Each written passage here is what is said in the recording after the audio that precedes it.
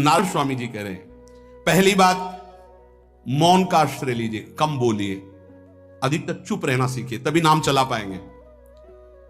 जो कार्य कर रहे हैं आप उस पर ध्यान दें, उस कार्य को एकाग्रता पूर्वक करें, वाणी को मौन रखें, उस वाणी से धीरे धीरे नाम उच्चारण करें। कम से कम 24 घंटे में 4 घंटे मौन का तो सबको अभ्यास कर लेना चाहिए। 24 घंटे में 4 घंटे मौन का। तो ऐसे ऐसे बुद्धिमान हो कहेंगे हम 6 घंटे मौन रहते हैं। कब? बोले जब सोते हैं तब। आप 4 घंटे करो, हम 6 घंटे मौन रहते हैं। 24 घंटे में हम 6 घंटे मौन रहते हैं। बहुत बुद्धिमान है।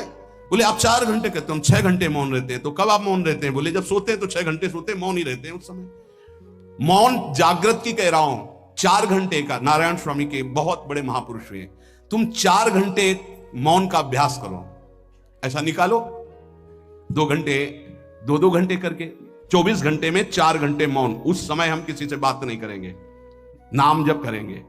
कार्य करो, कार्य करने के लिए मना नहीं कर रहे हैं, कम बोलो।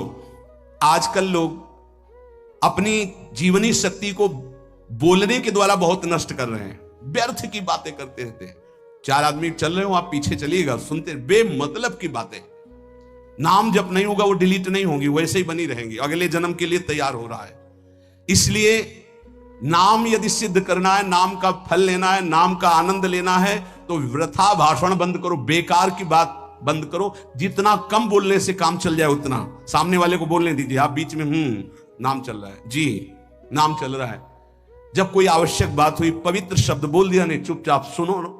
उसको लग रहा है कि आप संभाषण करो, मान लो रिश्तेदार है, नातेदार है, मित्र, अब आप व्यवहार में हैं, आप सीधे ये तो नहीं कह सकते हमसे बात मत करो, नहीं, हाँ बात कीजिए, लेकिन आप कम बोलिए, उसको बोलने दीजिए, आप नाम जप कीजिए, जरूरत भर बात कीजिए। बात में भगवान की चर्चा हो तो कोई बात नहीं, अगर प्रपंच की चर्चा है तो बचने की कोशिश कीजिए। अपने संबंधियों, अपने दोस्तों, अपने व्यवहारियों से व्यवहार, दोस्ती, संबंध शिथिल कीजिए, तभी नाम में प्रीति होगी। अगर ये कि अब हमारे दोस्त आ गए हैं तो फिर वो दोस्त छूट जाएगा नाम, अब बातें शुरू हो गई प्रपंच की। धन्य है ऐसी बुद्धि जो प्रियजनों से भी संभाषण केवल भगवत वाक्यों का, अन्यथा नहीं। इसीलिए इस मार्ग को वर्ण करना बहुत कठिन है।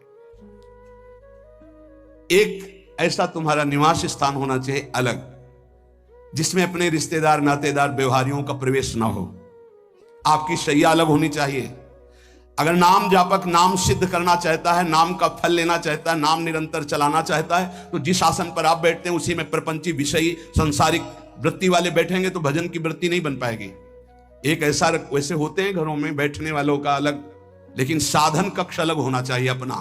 किसी का यदि प्रवेश ना हो तो आप देखेंगे कि आपके साधन के परमाणु आपको वहां बैठते ही तत्काल विक्षेप रहित करके भजन में लगा देंगे।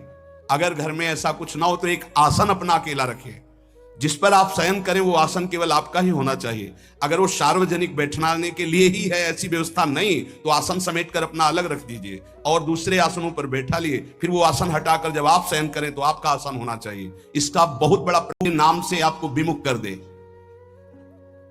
अखबार आदि, समाचार आदि, ये हमारे चिंतन को नष्ट करते हैं।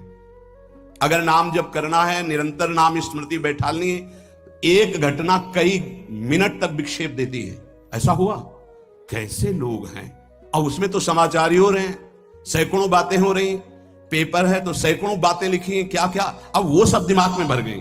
इतना व्यसन है किसी किसी को पेपर पढ़ने का, समाचार पत्र पढ़ने का, कि सुबह होते ही वो विरह में रहते हैं कि पेपर आ जाएगा, आया तो मिला, तो ऐसी एकाग्रता से पढ़ते हैं जैसे वेदांत चिंतन करने वाला वेदांत चिंतन। चश्मा लगा, चाय रखी, ठंडी हो रही, उससे मतलब बीच बीच में चाय और चश्मा से पेपर, और पूरे दिमाग में वही। अब क्या करेगा, जो पढ़ा है उसका चिंतन बनेगा, वही बोला जाएगा। अब जहां 4 मिले तो तुम्हें पता है, उत्तर प्रदेश में ये हुआ, मध्य प्रदेश में ये हुआ, चर्चा दिमाग। नाम जापक पूज्य श्री नारायण स्वामी कह रहे, अखबार पढ़ना, दुनिया भर की प्रपंच की जिसमें बातें हैं, ऐसे समाचार, ऐसे टेलीविजन देखना, ये तुम्हारे हृदय में नाम नहीं चलने देंगे, तुम्हारी स्फुरणा को गंदी कर देंगे, बेकार का वक्त खराब होगा।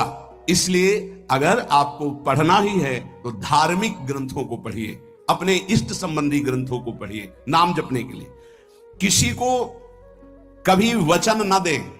पांचवा, बहुत बहुत पॉइंट की बात करें, यदि आपने किसी को वचन दे दिया और पूरा नहीं किया तो भजन का फल वहां जाएगा, ध्यान रखना। यही हमसे सब त्रुटियां होती रहती है अपने लोगों से।